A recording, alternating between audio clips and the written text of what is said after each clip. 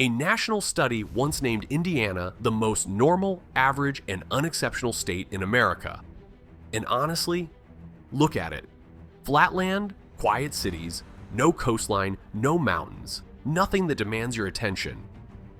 But here is what that label completely misses.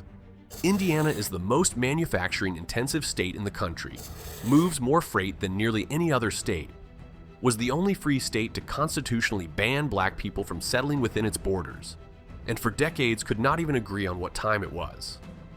The most normal state in America might actually be the most extreme, and the explanation starts with something nobody thinks to look at: the ground itself.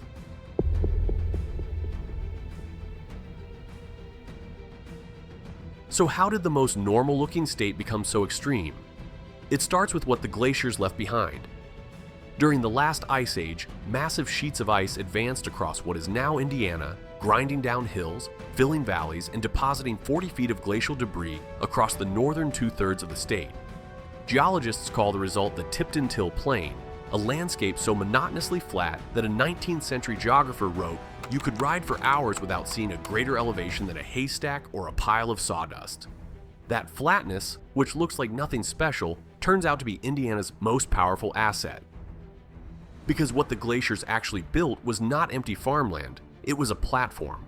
A surface so level and so centrally placed that everything America needed to move would eventually have to cross it.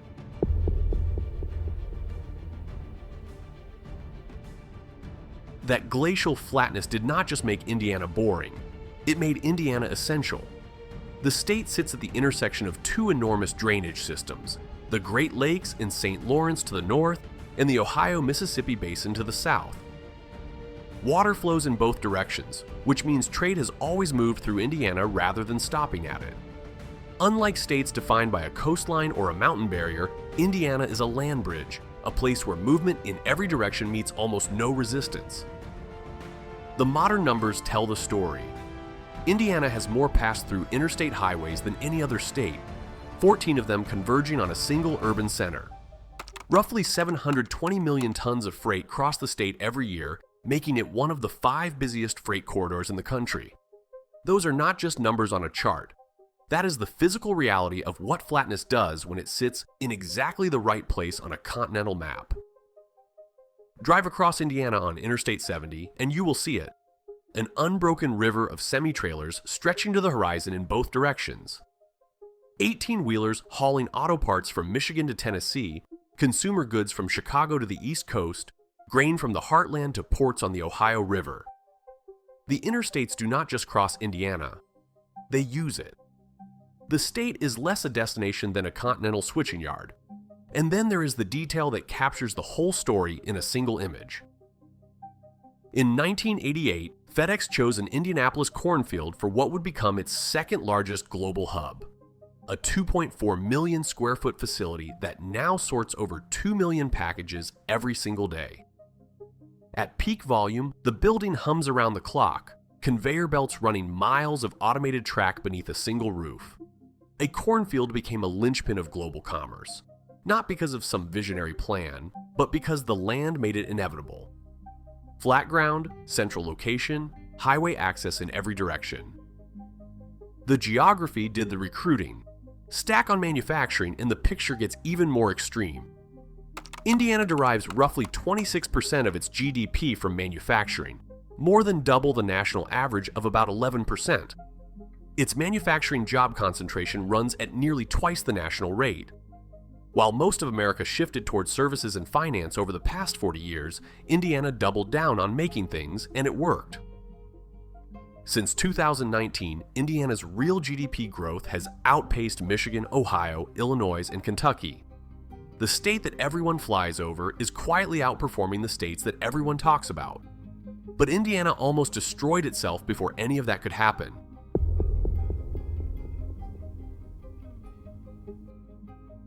In the 1830s, Indiana looked at the Erie Canal's success in New York and decided it wanted the same thing.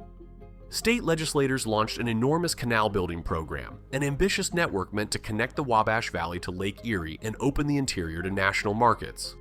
The price tag was roughly $10 million, about 10 times the state's annual revenue. It was the kind of bet that either transforms a state or buries it. It buried Indiana. The canals failed. Construction costs spiraled as workers hit swampland and soft ground that swallowed money as fast as it was spent. Contractors went unpaid. Sections of canal that were finished silted up before they could be connected to anything useful. Revenue never materialized. The state effectively went bankrupt, unable to pay its creditors or fund basic services. Indiana's debt was so large relative to its economy that it became a cautionary tale told in legislative chambers across the country, proof of what happens when ambition outruns resources. The backlash was so severe that when Indiana rewrote its constitution in 1851, legislators made it nearly impossible for the state to borrow money again. That fiscal straitjacket would shape Indiana's approach to infrastructure for the next century and a half: cautious, piecemeal, pay as you go. But here is the twist that nobody planned. The canal disaster pushed Indiana away from waterways and towards the technologies that actually suited its terrain. First railroads, then highways. Flatland is terrible for canals that need elevation changes to operate locks, but it is perfect for laying steel rails and pouring concrete. The failure became the foundation. Indiana's greatest infrastructure advantage, its highway and rail network, was born from its greatest infrastructure disaster. And that same 1851 Constitution contains something else, something most Americans have never heard of.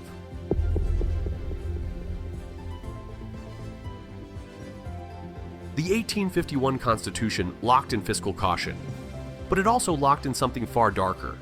Indiana was a free state. It had banned slavery. But Article 13 of its new constitution stated plainly, "No Negro or mulatto shall come into or settle in the state."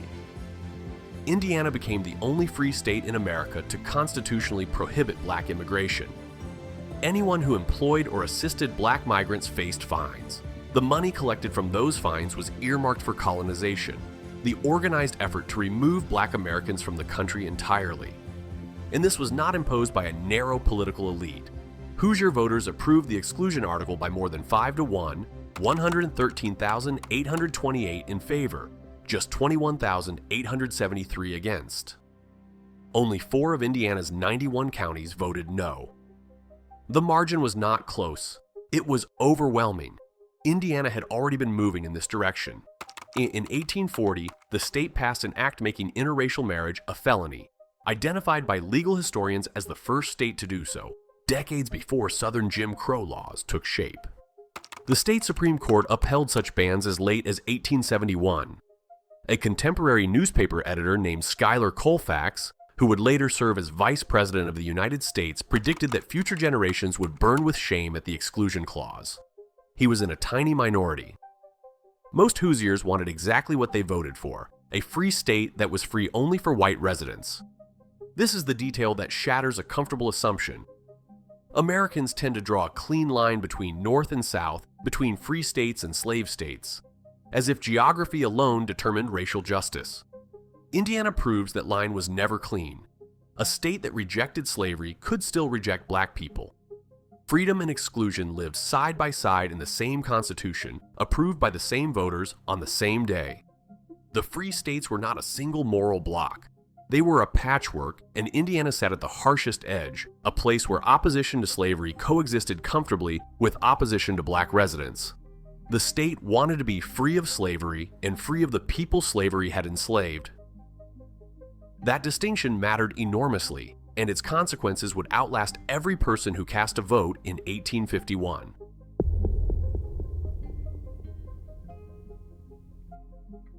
Those exclusion laws were eventually struck down, but their demographic fingerprint never was. By constitutionally blocking black settlers for years, Indiana pushed free black families toward Illinois, Michigan, and Ohio, states that did not write racial exclusion into their founding documents. The migration patterns set in the 1850s shaped who lives in Indiana to this day. Indiana is now roughly 75 to 78% white, compared to about 58% nationally. About 31% of adults identify as evangelical Protestant, one of the highest shares outside the Deep South. Only 6 to 8% of residents are foreign-born, well below the national average. These numbers are not random. They are the downstream result of laws passed before the Civil War.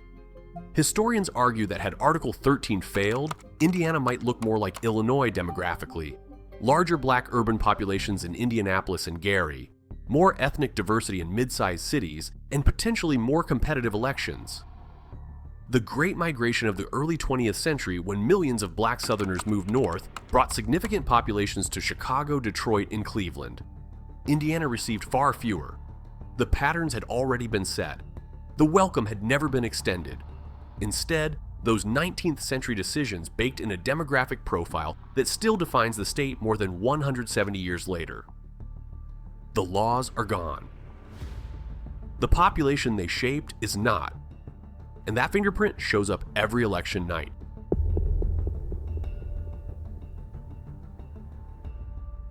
A whiter, more evangelical population than the national average did not just change the demographics, it changed the politics entirely.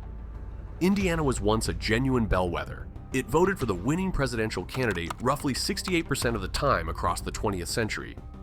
But since 1940, it has gone Democratic exactly twice: the Lyndon Johnson landslide of 1964 and the Barack Obama wave of 2008. In recent cycles, Republican margins have hovered around 19 points. Look at Indiana's neighbors. Illinois swings. Michigan swings. Wisconsin is a knife-edge battleground. Even Ohio, long considered a bellwether itself, still shifts between parties. Indiana does not swing. Political analysts now describe it as the reddest state in the Midwest, its voting patterns more closely resembling Alabama or Mississippi than the states that share its borders. The most normal state in America votes like an outlier, and the roots of that outlier status trace directly back to a constitution written in 1851. But Indiana does not just defy political norms. For decades, it defied time itself.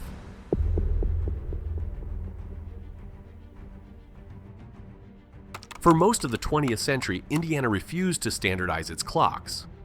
Individual counties could choose Eastern or Central Time. Many refused daylight saving time entirely, arguing that shifting clocks was unnatural and disruptive.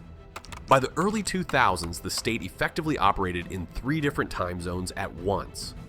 Before the 2005 reform, roughly 76 of Indiana's 92 counties were drifting between Eastern and Central as surrounding states sprang forward and fell back around them. The confusion was not abstract. It was daily. A farmer described coordinating cross-county deliveries.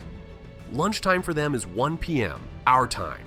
You would think it is 2 different countries, but really they are coming from right down the darn road. Rural legislators resisted what they called fast time, arguing that cows would not adjust to shifted milking hours and that forcing artificial schedules onto agricultural life was a form of arrogance from the cities. In 2005, Governor Mitch Daniels forced through a daylight saving bill that passed by a single vote. Indiana became the 48th state to observe daylight saving time, one of the last holdouts in the country. Even then, 12 of 92 counties stayed on Central Time, refusing to fully conform. The debate had consumed years of legislative energy, generated thousands of letters to newspapers, and split communities that agreed on almost everything else. Time, something the rest of America barely thinks about, was a political flashpoint in Indiana for the better part of a century. The irony is almost too perfect. A state whose entire economic identity rests on being a crossroads for logistics, a state that moves 720 million tons of freight a year, that hosts one of the world's largest package sorting hubs, that connects more interstate highways than any other state in the nation, could not coordinate its own clocks. Indiana ran the Crossroads of America while arguing about whether noon was actually noon.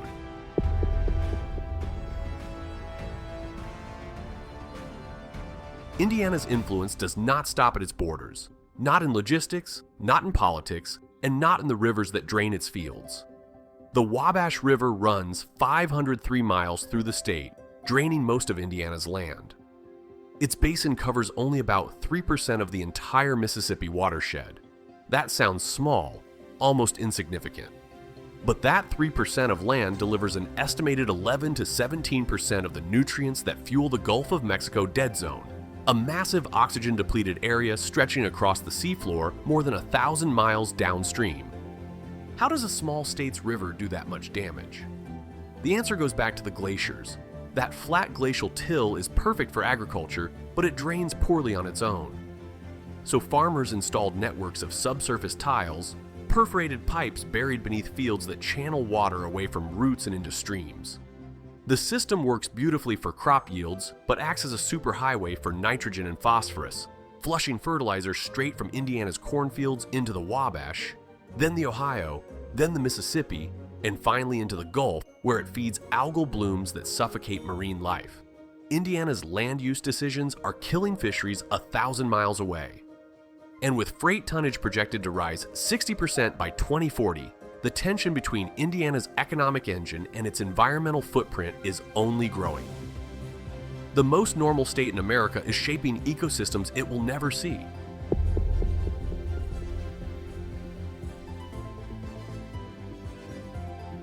A state whose rivers reach the Gulf, whose freight reaches the continent, and whose contradictions reach into every corner of American life. Indiana was called the most normal state in America. But normal states do not lead the nation in manufacturing intensity while everyone else shifts to services. Normal states do not constitutionally ban an entire race from settling within their borders while calling themselves free. Normal states do not operate in 3 time zones at once. And normal states do not send a river covering 3% of a watershed to deliver 17% of its pollution. Indiana is a state where the surface says average and the structure says extreme. A logistics empire built on glacial debris. A free state with unfree laws. A crossroads that could not agree on the time. The most ordinary looking state in America is, in almost every measurable way, the opposite of what it appears.